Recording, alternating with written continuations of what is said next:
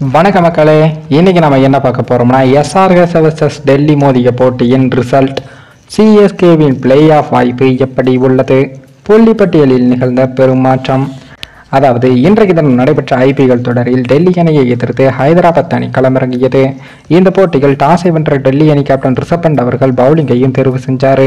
ஆனால் பவுலிங்கை தொடங்கிய சில நிமிடங்களிலேயே தவறான முடிவை எடுத்துவிட்டோமோ என்று ரிஷப் பண்ட் நினைத்து இருப்பார். ஏனென்றால் ஹைதராபாத் அணியின் தொடக்க வீரர்களான டிராவிஸ் ஹெட், அபிஷேக் சர்மா கூட்டணியானது டெல்லி அணி பவுலர்களை பொளந்து கட்டினார்கள்.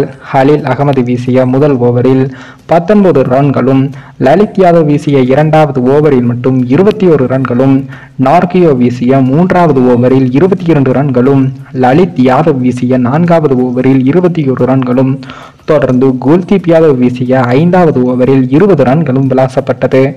2.4 ஓவர்களில் ஹைதராபாத் அணியின் ஸ்கோர் ஆனது 50 ரன்களை கடந்த நிலையில் 5 ஓவர்கள் முடிவில் 100 ரன்களையும் எட்டியது. தொடர்ந்து 6வது ஓவரில் 22 ரன்கள் சேர்க்கப்பட பவர் பிளே ஓவர்கள் முடிவில் 125 ரன்களும் சேர்க்கப்பட்டது. ஒரு நிமிடம் என்ன நடக்கிறது என்பதை புரியாமல் நம்ம டெல்லி அணி கேப்டன் ரிஷப் பண்ட் அவர்கள் ஒரு குழப்பத்தில தான் நின்றாரு. எப்படி வீசினாலும் அடிக்கிறார்கள் என்ற வசனத்திற்கு ஏற்றாறு போலதான் டிராவிஸ் ஹெட் மற்றும் அபிஷேக் சர்மா இருவரும் ஏதோ வீடியோ கேம் விளையாடுவதைப் போலதான் சிக்ஸர் பவுண்டரிகளை விளாசி தள்ளினார்கள். இருப்பினும் குல்தீப் யாதவ் வீசிய 7வது ஓவரில் அபிஷேக் சர்மா 46 ரன்களில் ஆட்டமிழக்க தொடர்ந்து வந்த மார்க்கரம் 1 ரன்னில் வெளியேறினார். இதனையடுத்து டிராவிஸ் ஹெட், கிளாசன் கூட்டணி இணைந்தது. இவர்கள் இருவரையும் வைத்து 8வது ஓவரில் அக்சர் பட்டேல் வெறும் 5 ரன்களை மட்டுமே விட்டுக் கொடுத்து அசத்தினார்.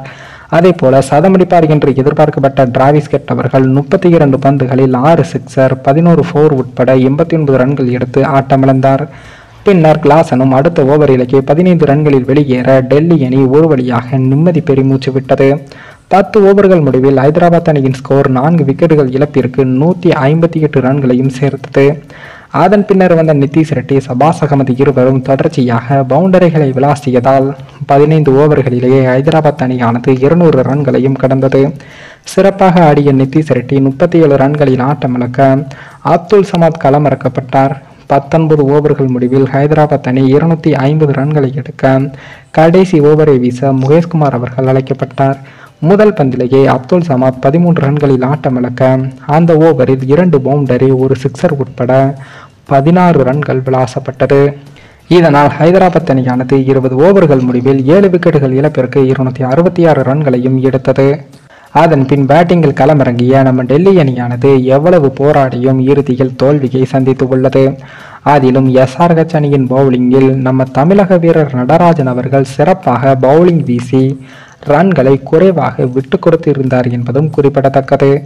எஸ்ஆர்ஹெச் அணியின் இந்த வெற்றி என்பது புள்ளிப்பட்டியலில் சிஎஸ்கே அணிக்கு 1 புள்ளிகள் சரிந்து 4வது இடத்திற்கும் வந்து உள்ளது.